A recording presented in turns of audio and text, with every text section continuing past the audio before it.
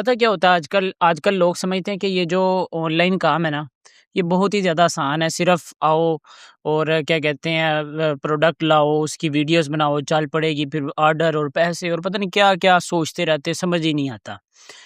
उनका ये जो ख़्याली पुलाव होता है ना, उनको लग बड़ा मज़ेदार होता है कि ये पक के ऐसा होगा, पर जब उसको पकाने की बारी आती है ना, फिर उनसे वो चीज़ सही नहीं जाती। मतलब उनको फिर समझ नहीं आता कि अब काम क्या करें। ई-कॉमर्स अगर आपने करना है तो कम से कम आपने 2 सालों का अपने ज़हन में रखना है कि 2 साल तक मुझे कुछ भी ना मिले तो फिर मैं अगर इस इंडस्ट्री में चल सकता हूँ तो फिर आप इसके अंदर कुछ ना कुछ कर सकते हो, अदरवाइज़ कोई फ्यूचर नहीं है। अच्छा, अब मैं 3 गलतियाँ आपको बताने वाला हूँ जो कि नए-नए लोग करते हैं ई-कॉमर्स में आने से पहले। सबसे पहली गलती वो ये करते हैं कि मैं भी जब आया था ना, तो मुझे किसी इंडस्ट्री का कोई पता नहीं था। मैं ऐसे ही एक इंडस्ट्री में आ गया, तो उसके बाद जब मैं उस इंडस्ट्री में गया, मिसाल के तौर पे मैं वैसे तो बैग्स का काम करता हूँ, तो मतलब उससे पहले मैंने 1-2 काम किए थे, तो वो भी ऐसे करके छोड़ दिए। लेकिन जब मैं ऑफ़िशियली तौर पे बैग्स का मैंने काम स्टार्ट किया, तो इससे पहले मैंने 2 से 3 महीने एक जगह इंटर्नशिप की। उधर मैंने देखा कि इसके कस्टमर्स किस तरह के होते हैं, वो किस तरह की बात करते हैं, उनको क्या-क्या बैग्स के अंदर चीज़ें चाहिए। अदरवाइज़ मुझे नहीं पता था, सीधी-सी बात है, मुझे पता ही नहीं चलना था कि इधर के कस्टमर्स की डिमांड क्या है और मैं क्या पूरी नहीं कर रहा, ठीक है? दूसरे नंबर पे पहली गलती आपने नोट कर ली कि आपने जिस इंडस्ट्री में जाना है उसका आपको पूरा इल्म हो, उसके कस्टमर्स का इल्म हो, मतलब वो किस तरह की प्रोडक्ट चाहिए ये सब कुछ। दूसरे नंबर पे जो मेन चीज़ है वो ये है कि आपने जब भी ई-कॉमर्स का काम स्टार्ट करना है ना, तो कोई पता नहीं होता कि आपकी वीडियो शायद शुरू में ही बहुत अच्छी परफ़ॉर्म कर जाए कोई ना कोई, जिसकी वज़ह से आपको मतलब काफ़ी ज़्यादा ऑर्डर्स भी आ जाएँ और मतलब आपकी गेम शुरू में भी चल सकती है। पर ये 100% कन्फर्म नहीं होता, ये 90% नहीं होता, सिर्फ़ 5-10% लोगों के साथ होता है।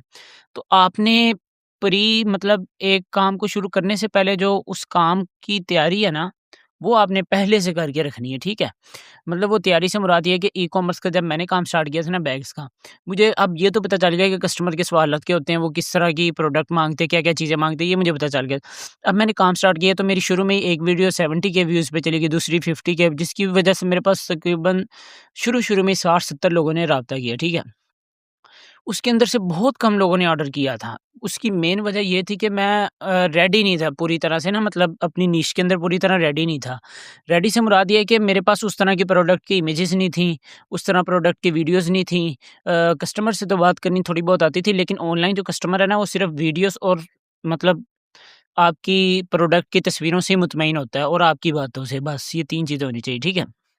मेरे पास ये भी नहीं था, दूसरी चीज़, ठीक है? तो अब जो ये लोग दूसरी गलती करते हैं, ठीक है? जो मैंने आपको बताई है। और तीसरे नंबर पे ये है कि आपको ये भी गलती नहीं करनी कि एक बार जिसने ऑर्डर कर लिया, उसको भूल जाना है। आपने उसको कभी नहीं भूलना, आपने कोई ओकेज़न आता है, कुछ ना कुछ आता है, तो उसको एक व्हाट्सएप के ऊपर ना मैसेज भेज देना है, मतलब सारे लोगों के लिए एक ही मैसेज बना लेना है। फिर वो सबको फॉरवर्ड कर देना है, बस इतना काम करना है। इसकी वजह से उसको ये याद रहेगा ज़हन में कि यार, मैंने इससे एक बार प्रोडक्ट खरीदी थी, इसने मुझे हमेशा के लिए याद रखा है। ताकि आपका रिपीट रेट ज़्यादा हो। अदरवाइज़ आप नए-नए कस्टमर ढूँढते जाएँगे, पिछले कस्टमर तो आपके वापस चलते जाएँगे।